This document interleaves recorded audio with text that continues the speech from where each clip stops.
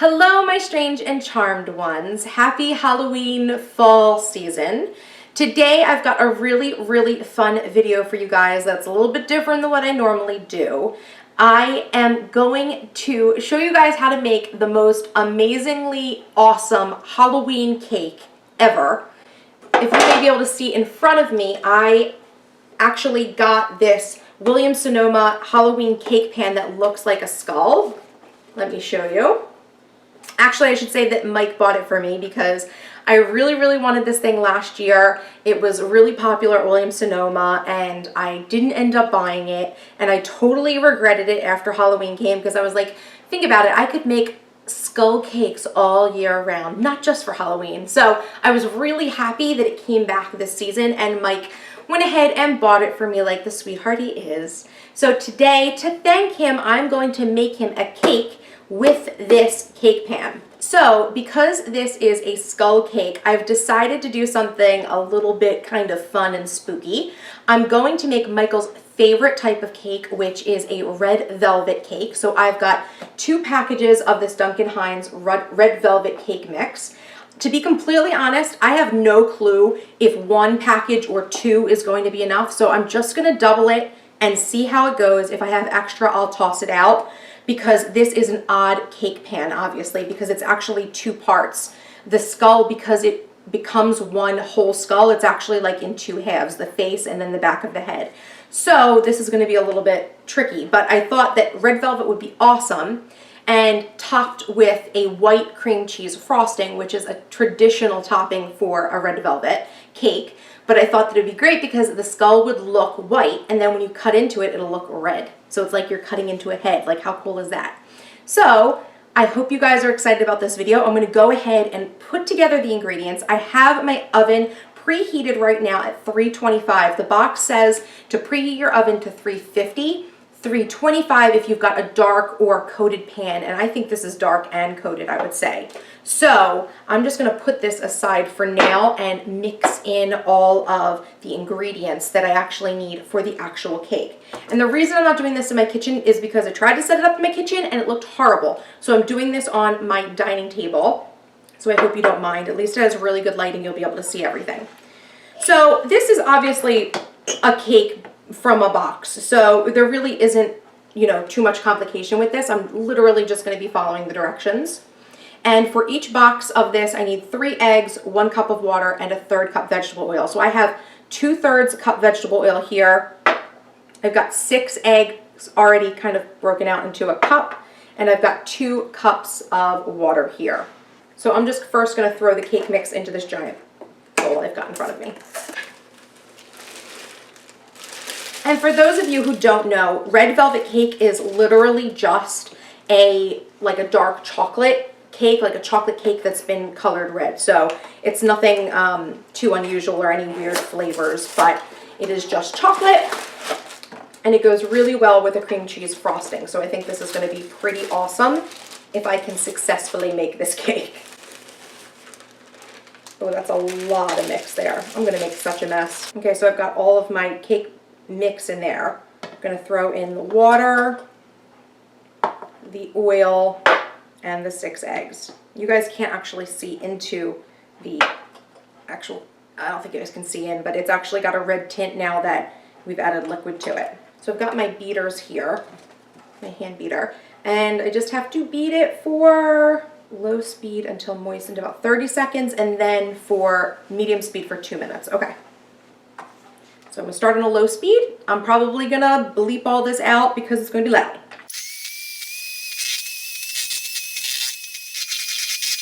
Okay, so that was 30 seconds. Now I'm going to move into medium for 2 minutes. Right now, the mix, you guys can see, is very red.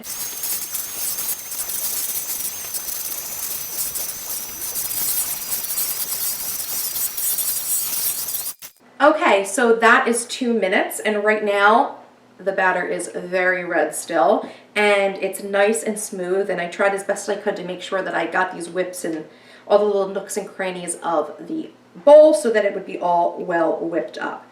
So I'm just going to go ahead and remove these and put them to the side.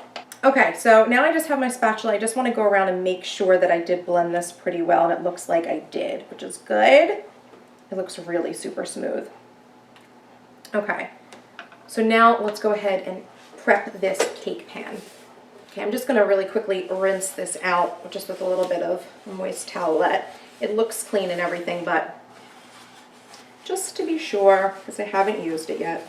Okay, so really quickly just reading over some things that it says about the skull cake on the back. It does say to grease and flour both wells of the cake and tap out excess flour. So I did pull out some flour there so I can go ahead and make sure I'm doing this properly.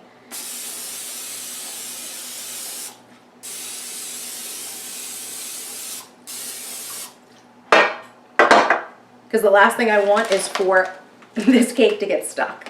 So I'm just going to spoon like a very little bit into each one. Let's see if I can just shake it around.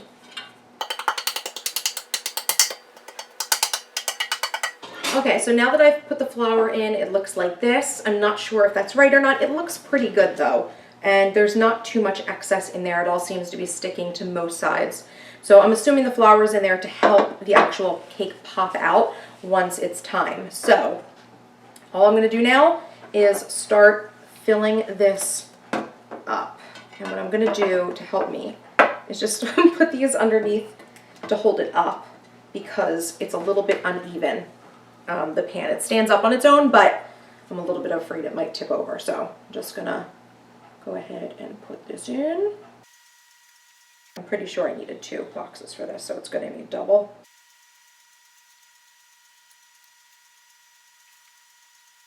Okay, so I filled both halves of the baking pan to capacity. I checked on the notes on the back of that sheet, and it doesn't say anything about where you should fill it to, so I just kind of made it pretty much flush. And so I'm just going to shake it around and hopefully it flattens out a little bit. I'm sure that will even out while it's baking, but just to be sure. I'm not sure if it's going to raise or anything, so it didn't tell me where. It doesn't say. I'm just checking again to make sure it doesn't say anything about only filling it to a certain part. Yep, that's it. It just says to bake it for 65 to 70 minutes on 325, which is what I already have it on, which is perfect. So now I'm going to go ahead and put this in the oven, and I'll see you guys in an hour or so, and we'll check on the status of the cake. Okay, so here is our cake. One part that you guys didn't see is that after it came out of the oven, it needed to cool for a couple of hours. And so as you can see, a couple of hours have elapsed. I'm actually in like sweat clothes now because I didn't want to wear dressy clothes for the entire night while I was waiting for the cake to dry. So the 2 halves dried. Then what I had to do is stick them together with frosting, and then I had to wrap them in plastic and let it sit in the refrigerator to harden for a little while. So now it is time for me to take off the plastic and then fully ice the skull. So this is actually a part that I'm actually like terrified about because I really think I'm the worst person in the world who to ice. Like I can't ice anything to save my life. So I'm hoping that I do not kill the skull. And you can see he's kind of like, he's a little bit drooping.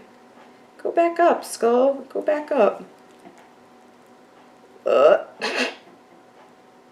are we gonna get him up? Yeah. Let's see, can we keep it like that? No. No, I can't. I think I'm gonna have to put skewers in him. I was supposed to put skewers in him, but I kind of forgot. Mike's gonna go get me some skewers. Okay, so I've got some bamboo skewers. I'm just going to go ahead and break it. Like fully broken now. Okay, so now I'm probably going to need Mike to come over here and give me a hand while I remove the head. Oh my goodness. Oh my goodness. I'm like so afraid. Okay, we're doing fine. We're doing fine. We're doing fine. I'm not going to break this skull. I'm not going to break it. What are you doing? I'm pulling the skull away from there. Okay, I got the head away. So stick that in first.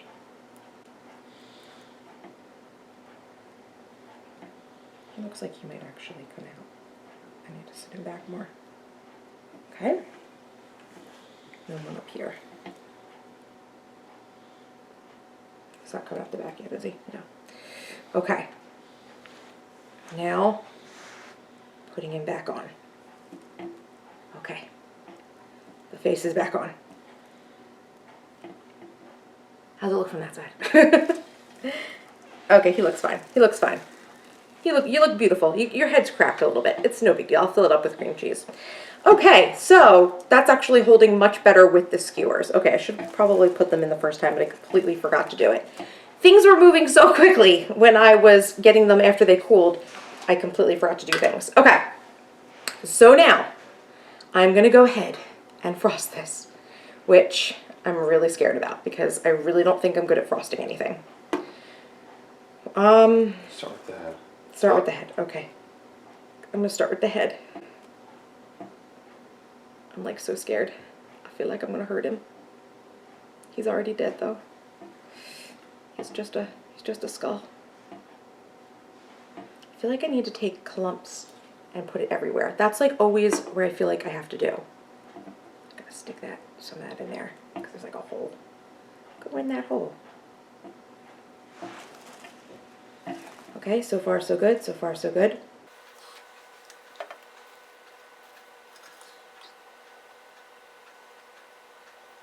Ooh. I wonder if I should fill in the eye sockets. What do you think, Mike? No. No, okay.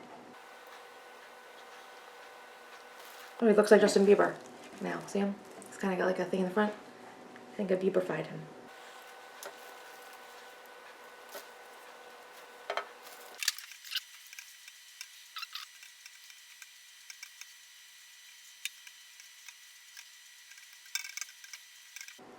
I feel like there is a tip to actually doing this. I think you're only supposed to ice over icing and then push the icing over onto the cake portion. So I think that's a pro tip. I believe that that's true. So I think you're supposed to put icing like on top of other icing and then like push it. That sounds reasonable.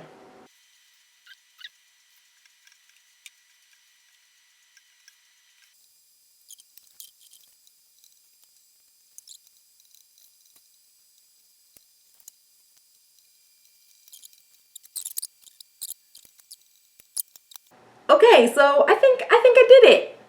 I think he looks pretty good. What do you think? Let me know down in the comments. Did I do a good job? I think I did. I think that he looked much scarier when he was red. But I think that he looks kind of crazy now that he's been iced. Oh, I'm not a professional. Let me just add that. But I think this is a really, really cool cake pan. And I think this is a really cool sort of yummy Halloween festive fall dessert, especially if you're into skulls and such like I am. So yeah, let me know. Do you guys have this cake pan? Have you guys tried to make a skull cake before? Let me know how it came out. So I don't know about you, but I think this guy looks good enough to eat. If you like this video or would like to see more recipe style videos by me, make sure to give this video a thumbs up and subscribe. Leave me a comment down below of other recipes or Halloweeny treats or something like that that you might want to see from me, and I will see what I can do. Thank you guys so much for watching. Until the next video, bye-bye.